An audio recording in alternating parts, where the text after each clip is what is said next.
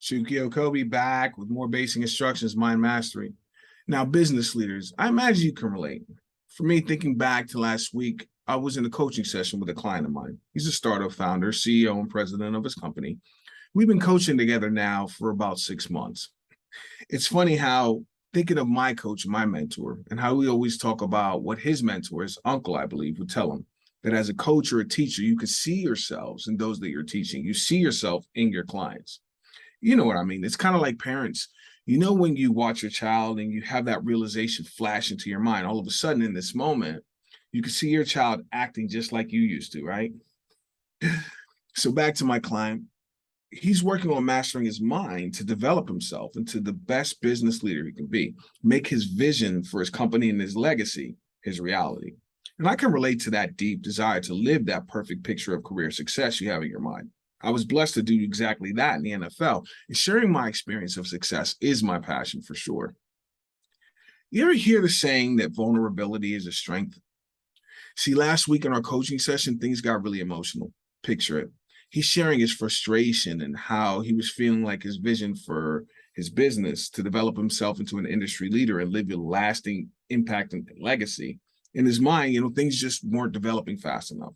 And I can relate to feeling stuck, as if he wasn't seeing results on the bottom line as quickly as he'd hoped. Money was tight, and he wasn't sure how much longer he can go on this way, doubting if he is indeed the man for the job. Now, I don't know about you, but at those times when I'm feeling negative emotions, doubting myself, envisioning a negative outcome, I recognize that whatever story I'm telling in my mind in this moment really can't be trusted. I mean, thinking about it now, my client, he was beating himself up, saying things that absolutely cannot be true. You can relate. You'd agree that we humans, we talk to ourselves sometimes. We say things to and about ourselves that we would never in a million years say to or about another person. We could really be hard on ourselves. Those times when emotions are running high and in my mind, I'm putting myself down again, singing that same old tune. It's what I call limiting beliefs greatest hits. Now, everyone knows limiting beliefs greatest hits. Just think about it. Remembering those times now when you're obsessing over those negative, self-doubting, I'm a victim type stories, spinning around and around in your mind like a vinyl record, obsessing. You find yourself obsessing over what you think is wrong with you.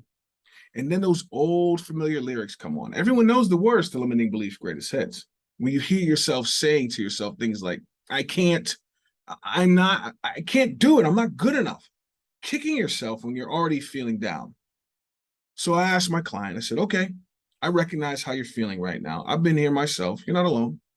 I'm just wondering, how are those stories you're telling yourself going to help anything? How is this belief that I can't or I'm not going to move you any closer to the image in your mind you have of success that you've been working towards? And it's really funny how he felt a little embarrassed for becoming so emotional. It's funny because I told him most people don't realize that crying is never something to be embarrassed about. Think about it. Is it not true that we humans cry when we're feeling down, or we cry when we're feeling extremely happy, that deep sense of joy inside? I reminded him that the ability to cry when you recognize that emotions are coming up for you, you do realize that crying is a superpower. How many people out there can you think of right now that could benefit from a nice, good, long cry right now? We humans cry at funerals and weddings alike. That means the tears are not negative or positive. Tears are truth. When it's just you and me here on Zoom in our one-on-one coaching call at this moment, you are in a comfortable and safe space. So go ahead, let it out, cry. The truth will set you free. I think about something that I heard Gary Vaynerchuk say in a video, I think on social media. He said something like, however long you think it's going to take to reach your bigger goals, it's going to take a little bit longer than that. Just because you think you're getting older or you think you're running out of time, that's not necessarily true. Time is time, whether you're 21 or 41. Achieving your specific desired result is going to take as long as it takes. It's all about committing to achieving your deepest desire. We can all benefit from learning to let go of the stories and reasons why I can't and I'm not. Choosing to let go and surrender to the process and maintain our faith by any means necessary. Declaring to myself and to my higher power, for however long it takes, I will achieve my specific desired result, period. Realize now that deep down, the words we use in our mind to speak to ourselves do not describe our experience. The words we use in our mind actually create how we experience life in any given moment. Words are like magic. That's why we call it spelling. Now, we're here talking about NLP, neurolinguistic programming. It's all about the language or words we use to communicate with ourselves and with others. And it brings to mind what we covered in a previous video, those F words again. There's no such thing as failure, it's only feedback.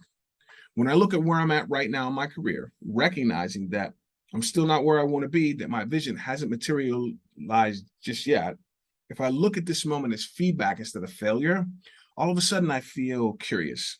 I feel curious because I'm curious what this moment in the future is going to mean when I finally do make it, when I'm living that vision I saw in my mind when I first started. When everyone recognizes me now as an innovator, an industry leader, wow. I'm picturing seeing that bottom line exactly the way it's supposed to be and hearing my clients express gratitude for how my service made all the difference in their success. Feeling deep satisfaction and fulfillment that lets me know deep down, I did it. I maintained my faith in my vision. I controlled my story whenever I hit a bump in the road, and now here I am. Feels incredible, doesn't it? See, personally, I find it easy to tell myself a positive story when things are going well. The words I'm using in my mind are always empowering when business is going the way I planned, when I'm hired to give another keynote, when money isn't a question right now. When I feel good, it's easy to tell myself a story that feels good.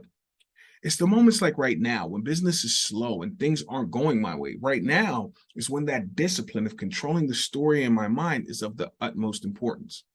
There's nobody in my mind thinking my thoughts or in my heart feeling my emotions but me. So it's up to me as the leader to take charge. Now is the time to take control of what's happening inside. Because remember the movie, there is no Wizard of Oz. Perhaps all I need is someone to give me the basic instructions of mind mastery so I can click 3 times and make my dreams come true. Success is simple if you know the basic instructions of mind mastery.